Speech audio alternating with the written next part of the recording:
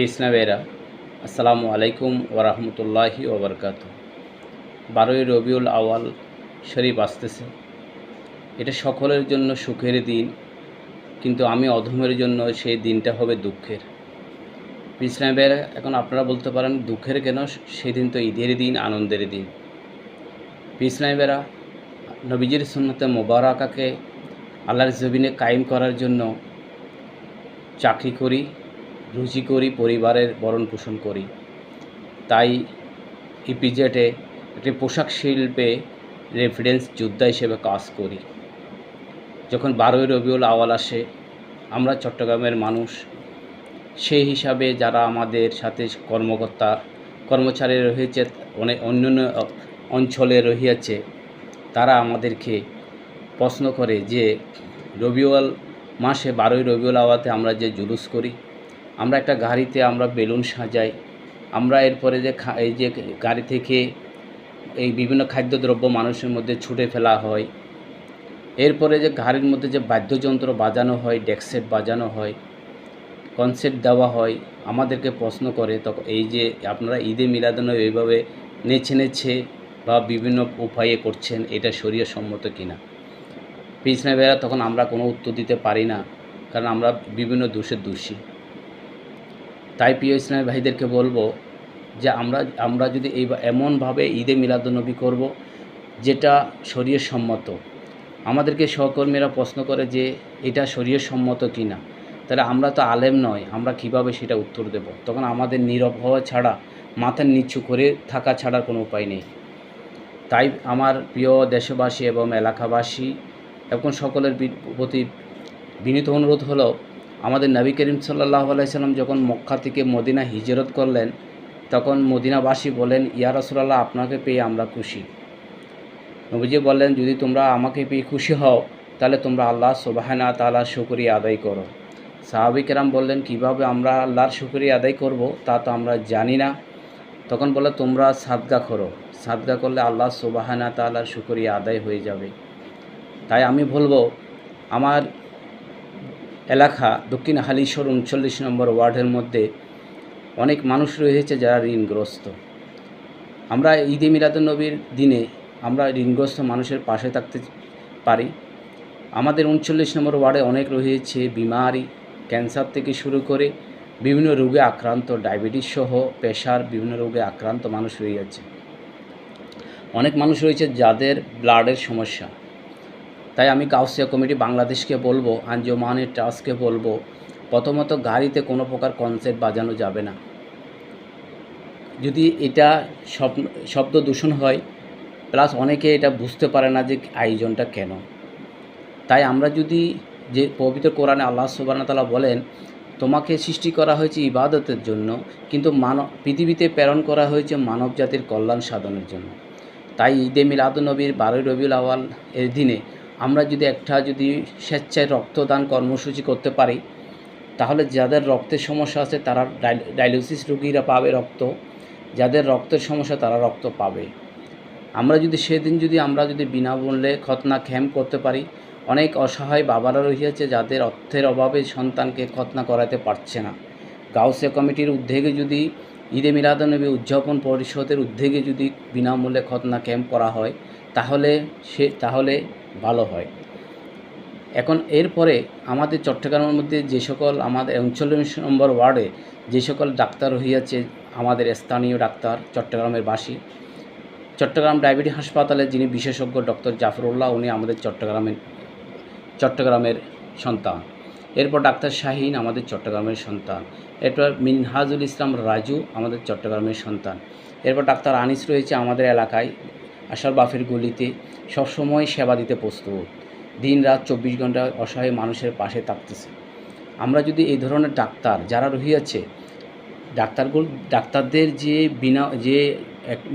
সবাইকে নিয়ে আমরা একটা ক্যাম্প করতে পারি। দক্ষিণ হালিশহর উচ্চ বিদ্যালয় প্রাঙ্গণে আমরা একটা ক্যাম্প করতে পারি। আমরা বিশাল একটা ক্যাম্পের মাধ্যমে আমাদের অত্র এলাকায় যারা চোখের ছানি রোগ রয়েছে, ডায়াবেটিস রয়েছে, ব্লাডের সমস্যা হয়েছে, সকলকে আমরা সেবা দেব, তাহলে সেবা দিতে পারি। এরপরে আমরা যারা বিত্তশালী রয়েছে, তারা অসহায় মানুষের মধ্যে ত্রাণ বিতরণ করতে পারি। আমরা যারা অসহায় অনেক অনেক ছাত্রছাত্রী রয়েছে এখনও গাইড কিনতে পারেনি, আমরা তাদেরকে গাইড কিনে দিতে পারি। এরপরে আমরা অনেক রাস্তাঘাট এই বর্ষাতে অনেক রাস্তাঘাট চলাচলের অযোগ্য হয়ে গেছে, আমরা সেগুলো সংস্কার করে দিতে পারি। এই ধরনের উন্নয়নমূলক কাজ যদি আমরা করে থাকি ঈদে মিলাদুন্নবীর দিনে, অর্থাৎ এমন আমরা কাজ করব যেটা সম্পূর্ণ শরিয়াসম্মত। আমরা সেদিন খিচুড়ি রান্না করে আমরা অসহায় মানুষকে দিতে পারি। বিবিধ কাজ যেগুলো উন্নয়নমূলক কাজ আমরা সেগুলো করব।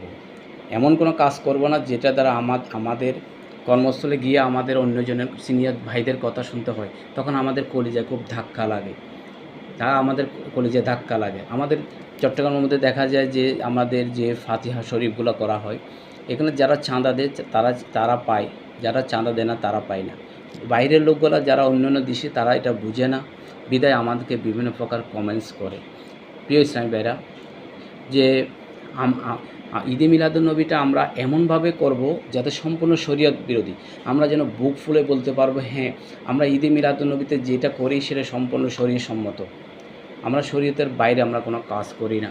তাই সকলের প্রতি উদাত্ত আহ্বান যে আমরা শরীয়সম্মত ঈদে মিলাদুন্নবী যেন আমাদের হয়, আমাদেরকে যেন আমাদের কর্মস্থলে গিয়ে যেন আমাদের অন্যান্য সহকর্মী ভাইরা যেন আমাদেরকে বলতে না পারে যে আমরা শরীয়তের বহির্ভূত বেদাত কাজ করি বা আমরা শরীয়ত বিরোধী কাজ করি। আমরা যেন বলতে পারি হ্যাঁ ভাই আমরা যে কাজটা করেছি, আমরা ফজরে উঠে আমরা ফজরের নামাজ আদায় করেছি, আমরা তাকবীরউলার সাথে নামাজ পড়েছি, আমরা নবীজির এই 12ই রবিউল আউয়ালের আগমনের দিনে আমরা সাদকা করেছি, আমরা অসহায় মানুষের পাশে থেকেছি, আমরা বিনামূল্যে আমরা চিকিৎসার ব্যবস্থা করেছি। ডাক্তারদেরকে বিনীত অনুরোধ করব যে আপনারা যে স্যাম্পলের যে ওষুধগুলো পান সেটা অসহায় মানুষের মধ্যে বিলীন করে দেন। সেটা আমার ইউটিউব চ্যানেল জিয়াউল হক সিরিজের পক্ষ থেকে ডাক্তারদের একটি অনুরোধ করব আমি, যে আমাদের আমি দেখেছি চট্টগ্রামের সন্তান ডাক্তার জাহাঙ্গীর কবির, উনি ডাক্তার রোগীদেরকে বিনামূল্যে দিয়ে দেয়, একবার ফ্রিতে দিয়ে দেয় স্যাম্পলের ওষুধগুলো, উনি বিক্রি করে না। আমি বলবো আপনারা ধনীর সন্তান, আপনারা আল্লাহ সুবহানাহু ওয়া তাআলা আপনাকে ডাক্তার বানিয়েছেন, এই সামান্য যে স্যাম্পলের ওষুধগুলো আপনারা অসহায় মানুষের মধ্যে দিয়ে দিতে পারেন। ঈদে মিলাদুন্নবীতে সকলের আমাদের প্রচেষ্টা থাকবে একটাই, যেন আমরা জাতিকে কিছু দিতে পারি। কি পেয়েছি আমি এক পোটলা বিরিয়ানি নিয়ে বাসায় চলে যাব, আমরা বিরিয়ানি খাবো, অসহায় মানুষ তাকিয়ে থাকবে, যারা টাকা দিতে পেরেছে তারা খেতে পারবে, যারা দিতে পারেনি তারা খেতে পারবে না। তা হতে পারে না, তা হতে পারে না। এমন মিলাদুন্নবী আমরা পালন করব। এরপর আমরা মাহফিলের আয়োজন করব, সিরাতুন নবী মাহফিল, মিলাদুন্নবীর মাহফিল হবে, যেখানে নবীজির মিলাদ সম্পর্কে আলোচনা হবে, যেখানে নবীজির সিরাত সম্পর্কে আলোচনা হবে। আমরা নবীজির মিলাদ সম্পর্কে আয়োজন করব। আমাদের মধ্যে যে সকল ভাইরা দাড়ি রাখে নাই তাদেরকে আমরা দাড়ি রাখার নবীজির দায়মি সুন্নত সম্পর্কে আমরা তাদেরকে বোঝাবো। আমরা আমাদের পরিবারের যারা বেনামাজি রয়েছে তাদেরকে আমরা নামাজমুখী করব। আমরা মসজিদের সাথে আমাদের কানেক্ট থাকবে।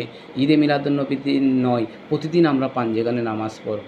ইসলামী ভাইরা, আমার এই বক্তব্যটা যদি আপনার ভালো লাগে, আমার ইউটিউব চ্যানেল জিয়াউল হক সিটিজিতে সাবস্ক্রাইব করে আমার পাশে থাকার জন্য বিনীতভাবে অনুরোধ করছি। যদি ভালো লাগে আমার ভিডিওটি একটু শেয়ার করে দিবেন। অফিসে গেলে খুব কষ্ট লাগে, যখন আমরা চট্টগ্রামের লোক আমাদেরকে সেটা মিন্স করে বোঝানো হবে, আমাদের কলিগরা আমাদেরকে সেটা আঙ্গুল দিয়ে দেখাই দেয়। আমরা যেন কলিগদের আঙ্গুলি দিয়ে দেখা দিতে পারি আমরা শরীয়তের বাইরে কোনো কাজ করি না, আমরা লাশা কোনো কাজ করি না, আমরা শরীয়তের আমরা পবিত্র নবীজি বিদায় হজে ভাষণে বলেছেন তোমরা দুটি জিনিস আঁকড়ে ধরবে, একটা হলো আল্লাহর কোরআন, একটা হলো নবীজি বলেছে আমার সুন্নাত।